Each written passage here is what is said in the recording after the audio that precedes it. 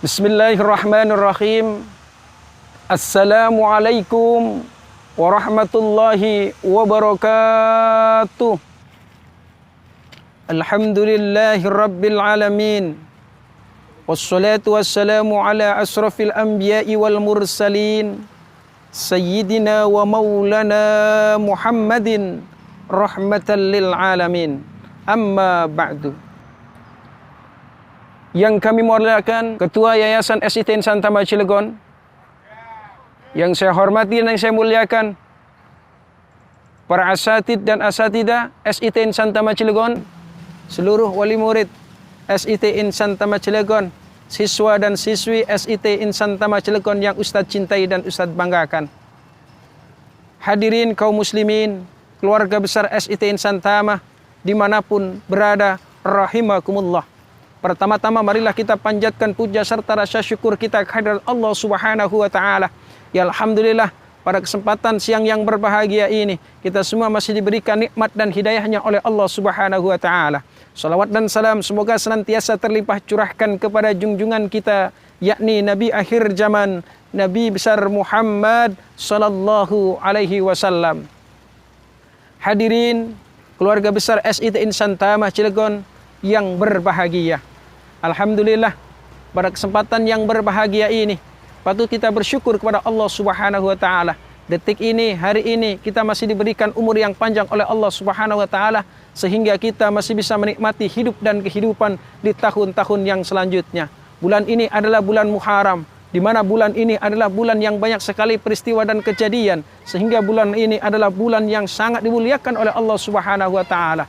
Bulan Muharram yang sering kita kenang sejarahnya adalah sejarah hijrahnya dari baginda kita Nabi besar Muhammad sallallahu alaihi wasallam dari Mekah ke Madinah.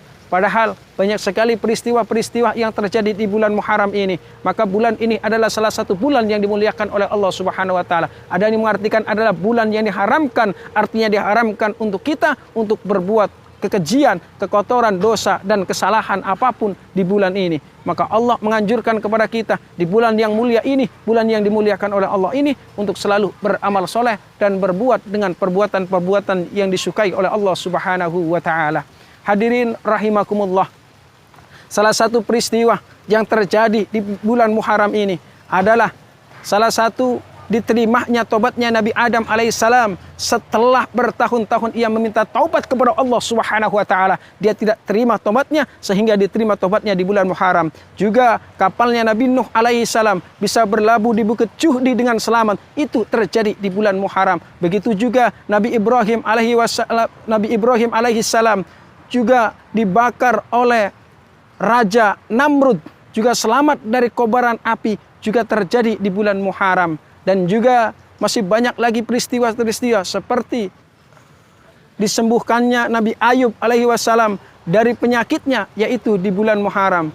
Dan juga Nabi Yusuf alaihi wasallam dikeluarkan bebas dari penjara karena fitnah yang menjeratnya, juga di bulan Muharram. Dan yang tak kalah pentingnya yang terkenan di bulan Muharram ini terjadi hijrahnya baginda kita Nabi besar Muhammad sallallahu alaihi wasallam. Namun di bulan Muharram juga cucu baginda Nabi besar Muhammad, yakni Husain, terbunuh oleh kepemimpinan yang pemimpin pada saat itu, yaitu Husain terbunuh oleh pemimpin dan khilafah pada masanya itu, terbunuh pada bulan Muharram pula.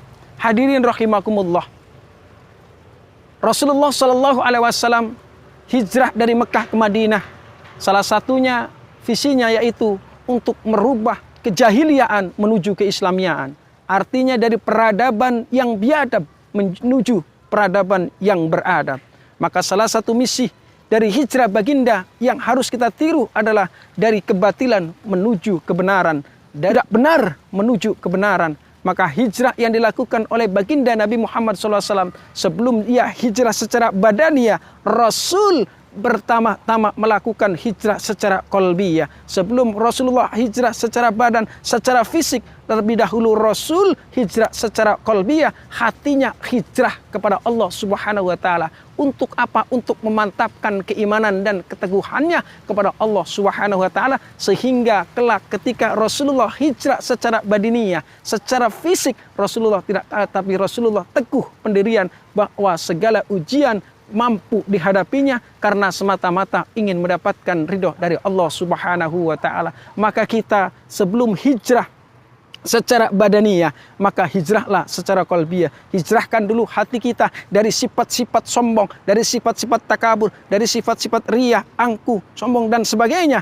menuju sifat-sifat yang disukai oleh Allah Subhanahu wa taala. Maka hijrah dalam arti yaitu kembali dari kejelekan menuju kebenaran, dari yang kezaliman menuju yang benar, dari kesesatan menuju keselamatan.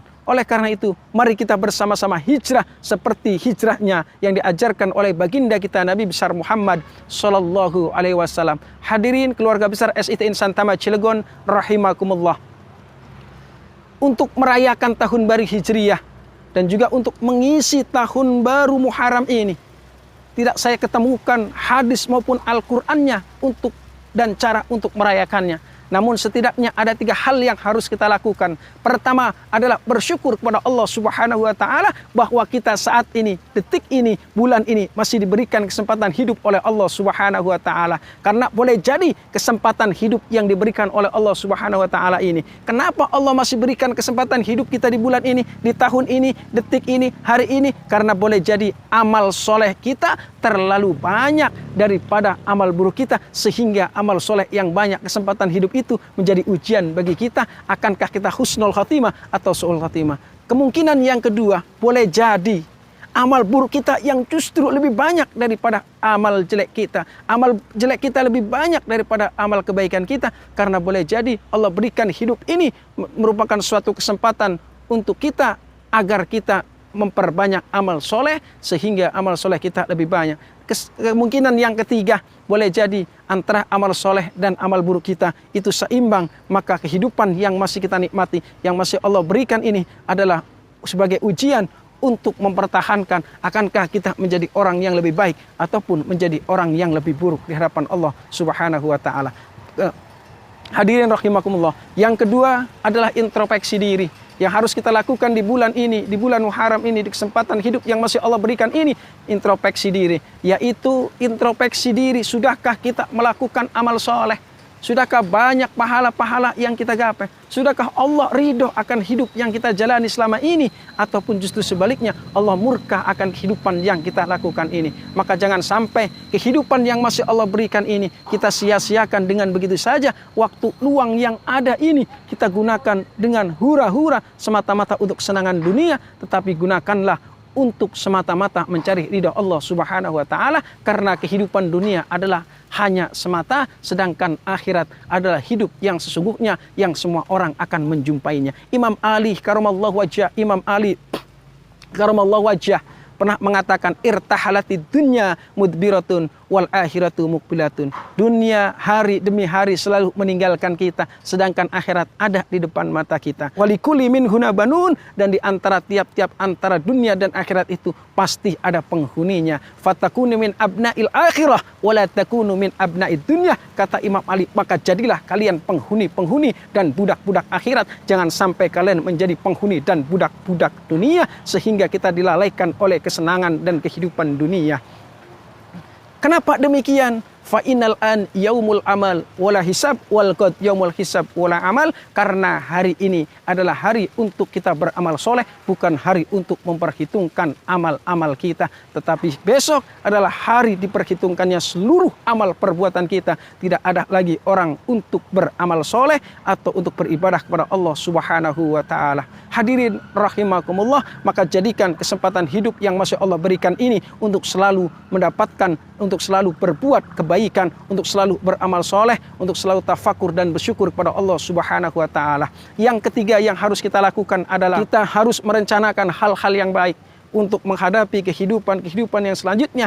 Kalau tahun lalu, minggu lalu, hari lalu kita banyak berbuat dosa, maka rencanakan tahun berikutnya yang akan kita jumpai untuk memperbanyak amal soleh. Hadirin rahimakumullah, dengan demikian saya mengajak kepada diri saya sendiri dan seluruh pemirsa dimanapun Anda berada, marilah kita tingkatkan keimanan dan ketakwaan kita agar Allah ridho kepada kita, Allah berikan keselamatan dan kebahagiaan di dunia dan di akhirat. Maka mulai momentum bulan Muharram ini, marilah kita di tahun yang baru ini mempunyai niatan yang baik, niatan yang baru, aktivitas yang baru, dan juga amaliyah-amaliyah yang baru. Tentunya amaliyah dan aktivitas yang diridhoi oleh Allah Subhanahu wa taala. Jangan sampai kita dilalaikan dengan kesenangan dan kehidupan dunia. Persiapkan untuk hari esok, hari yang benar-benar akan menjumpai kita. Karena kata Allah Subhanahu wa taala berfirman, "Ya ayyuhalladzina amanu ittaqullah wal tangdur nafsah ma qaddamat ligat." Wahai orang-orang yang beriman, bertakwalah dan perhatikanlah diri-diri kalian untuk mempersiapkan atau bekal untuk hari esok. Maka ada perintahnya, pertama untuk orang yang beriman ada bertakwa, dan yang kedua untuk memperhatikan setiap diri-diri kalian. Memperhatikan untuk apa? Untuk memperhatikan dan merenungi, sudahkah menyiapkan bekal untuk akhirat nanti, untuk kehidupan yang sesungguhnya. Maka di bulan Muharram ini, bulan yang penuh berkah ini, bulan yang dirahmati dan dimuliakan oleh Allah Subhanahu wa taala ini, untuk kita semua, marilah kita bersama-sama untuk beramal soleh, untuk memperbanyak ibadah, memperbanyak tafakur dan bersyukur kepada Allah Subhanahu wa taala. Karena dengan syukurlah nikmat-nikmat yang Allah berikan akan abadi, akan langgeng, justru akan ditambah oleh Allah Subhanahu wa taala. Karena kata Nabi, "Inna lini'ami awabida ka awabidil wahsy faqayyiduha bisyukri." Sesungguhnya di antara nikmat-nikmat yang Allah berikan itu ada nikmat yang sangat luas. Faqayyiduha, maka ikatlah nikmat-nikmat itu dengan apa? Bisyukri, itu dengan rasa syukur kita kepada Allah Subhanahu wa taala, agar jangan sampai nikmat yang kita miliki, yang Allah berikan, yang kita nikmati itu terlepas begitu saja tanpa kita bersyukur. Faman syakara fa innama yashkuru li nafsi. Karena barang siapa yang bersyukur, maka sesungguhnya syukur itu untuk dirinya sendiri. Maka pantas siapa yang bersyukur, kata Allah, akan Allah tambah nikmatnya, dan kebalikannya siapa yang ingkar atas nikmat dan rizki yang Allah berikan, maka sebaliknya bukan ditambah, malah akan diturunkan azab oleh Allah Subhanahu wa taala. Na'udzubillah summa na'udzubillahi min dzalik. Hadirin keluarga besar SIT Insan Tama Cilegon yang berbahagia, yang terakhir saya sampaikan bahwa Rasulullah Shallallahu alaihi wasallam pernah mengatakan dalam sabdanya, "Igtanim khamsan qoblal khamsin." Ingatlah 5 perkara sebelum 5 perkara. Yang pertama, haramak syababaka qabla haramika. Masa mudahmu sebelum datang masa tuamu. Maka sewaktu lagi kita mudah, masih diberikan umur mudah oleh Allah, semua kemudahan, masih di usia yang mudah sebelum datang masa tua, kita gunakan masa muda ini untuk selalu beramal soleh, berkreasi, beramal dan beramal. Tentunya amal-amal yang diridhoi oleh Allah Subhanahu wa taala. Wasyihataka qabla saqamika. Yang kedua, ingat masa sehatmu sebelum datang masa sakitmu. Maka lagi sehat, pergunakan kesehatan ini, karena ini adalah nikmat dari Allah Subhanahu wa taala. Nikmat sehat adalah nikmat yang amat luar biasa, karena dengan kesehatan kita bisa bekerja, kita bisa beribadah. Maka syukuri, nikmati kesehatan ini dengan sebaik-baiknya, lakukan kesehatan ini dengan sebaik-baiknya sebelum datang rasa sakit itu menimpa kita. Wa ginnaka qabla fakrika. Dan juga kekayaan sebelum datang kefakiran. Artinya selagi kita kaya, maka kekayaan itu pergunakan untuk selalu ibadah kepada Allah. Kita tasarrufkan di jalan Allah, jangan sampai kekayaan itu ditumpuk-tumpuk sehingga kita datang kekafiran kita tidak lagi diberikan kesempatan untuk bersedekah dengan harta dan kekayaan yang kita miliki. Faragaka qabla suglika, dan juga masa luangmu sebelum datang masa sempitmu. Lagi kita senggang, sebelum kita sibuk, gunakan waktu yang senggang itu jangan sampai disia-siakan. Karena kata Nabi, ada 2 nikmat yang sering dilakukan oleh manusia, kebanyakan manusia, as-sihhatu wal faragu, yaitu nikmat sehat dan nikmat waktu luang. Maka jangan sampai dengan kesehatan kita terlalaikan begitu saja, seakan-akan kita akan hidup selamanya, bahwa kematian tidak akan menjumpainya. Dan juga waktu luang, jangan pergunakan waktu luang itu dengan seenaknya, karena boleh jadi hari itu, saat itu, detik itu Allah mengambil dan memisahkan raga dan ruh kita, tidak ada yang tahu, karena itu semua adalah rahasia Allah. Yang terakhir, hayataka qabla mautika, pergunakan masa hidupmu sebelum datang kematianmu. Maka selagi kita masih diberikan hidup oleh Allah, umur yang panjang, kesehatan, kekayaan, kesempatan, kelapangan, maka gunakan semua itu untuk selalu beramal soleh dan berkarya serta bekerja yang semata-mata kerja dan karya kita diridhoi oleh Allah Subhanahu wa taala. Segala aktivitas apapun yang disandarkan karena Allah, insya Allah itu akan bernilai ibadah. Hadirin rahimakumullah, dengan demikian mari kita bersama-sama hijrah dan hijrah dari hal-hal yang tidak baik menuju hal-hal yang baik. Hijrah dari kekufuran menuju keislamiaan, hijrah dari kemunafikan menuju kita menjadi orang-orang yang soleh. Maka dengan demikian didik anak kita, keluarga kita, abi dan umi, tetangga kita, ajak untuk selalu beramal soleh, beribadah, untuk selalu mendekatkan diri kita kepada Allah Subhanahu wa Ta'ala. Karena hidup ini hanyalah sementara, maka kehidupan akhirat adalah hidup yang sesungguhnya. Maka jangan sia-siakan kehidupan yang abadi itu, maka persiapkan bekal yang sebaik-baiknya untuk menjumpai kehidupan yang sesungguhnya itu.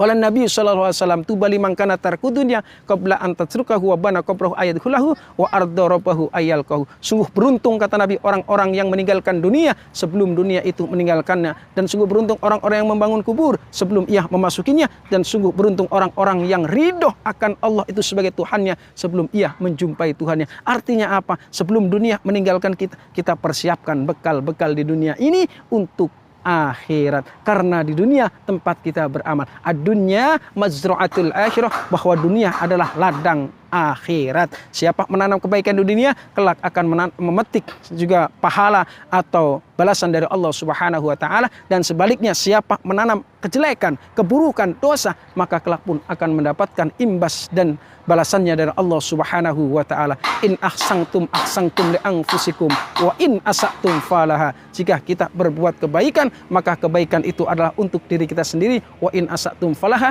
dan apabila kita berbuat kejelekan, maka kejelekan itu pun akan kembali pada diri kita sendiri. Ingat bahwa segala sesuatu yang ada di dunia ini, yang kita lakukan di dunia ini, semata-mata semua akan dimintai pertanggungjawaban di hadapan Allah Subhanahu wa Ta'ala. Setiap orang pasti akan dimintai pertanggungjawabannya di hadapan Allah Subhanahu wa Ta'ala. Pada saat itu tidak ada yang bisa mengelak dan tidak ada bisa yang ingkar atas apa yang ia lakukan di dunianya. Semua akan dimintai pertanggungjawaban di hadapan Allah Subhanahu wa Ta'ala. Hadirin keluarga besar SITN Santama Cilegon rahimakumullah, mungkin itu saja yang dapat saya sampaikan. Kurang dan lebihnya mohon maaf.